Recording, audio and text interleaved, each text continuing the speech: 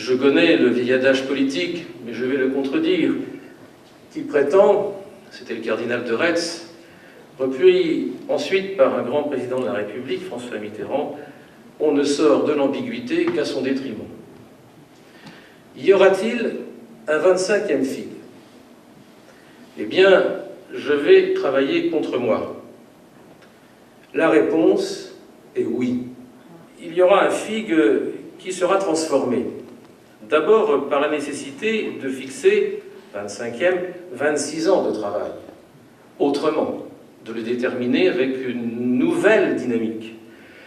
De faire en sorte que tout ce qu'on a appris dans ces 24 éditions précédentes puisse faire mieux fructifier encore la pensée, la faire rebondir, comme on dit souvent aujourd'hui, pour aller plus loin et pour être tout aussi scientifique et populaire à la fois qu'ont toujours été nos différentes éditions du festival.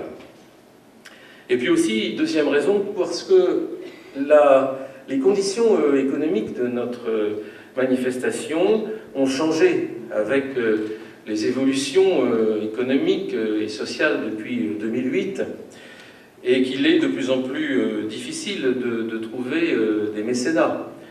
Nous avons déjà tenu compte de cette difficulté supplémentaire. Il nous faudra en tenir compte à l'avenir aussi. Et donc, les rigueurs du temps, la nécessité du renouvellement de la formule nous oblige à réfléchir, mais à maintenir le figue.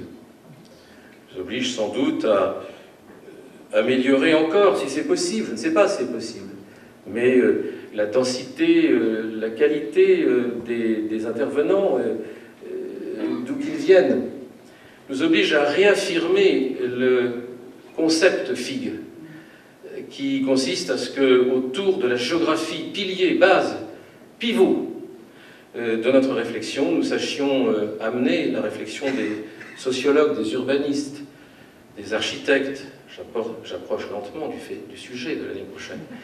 Et dans le concept même du FIG, il sera, ce concept, poursuivi. Et il sera poursuivi avec d'autres moyens, il sera poursuivi avec la même volonté de faire que, c'est le sujet de l'année prochaine, habiter la terre, la maison et la commune des hommes, c'est-à-dire l'habitat, les liaisons entre les hommes, soit un sujet qui, pour nous ici, des Audaciens, pour vous aussi qui venez des banlieues, de provinces, d'autres pays européens, et les Chinois, jusqu'à aujourd'hui, ils sont repartis ce matin, jusqu'à aujourd'hui, ils le savent encore, peut-être mieux encore que nous, qui ont des petites villes, tu le disais, de 2 300 000 habitants, pour que ces sujets soient pleinement vécus et intégrés, afin que notre réflexion sur notre habitat social, sur nos HLM, sur notre urbanisme, sur notre façon de concevoir la ville, sur la politique de la ville, sur la rénovation urbaine,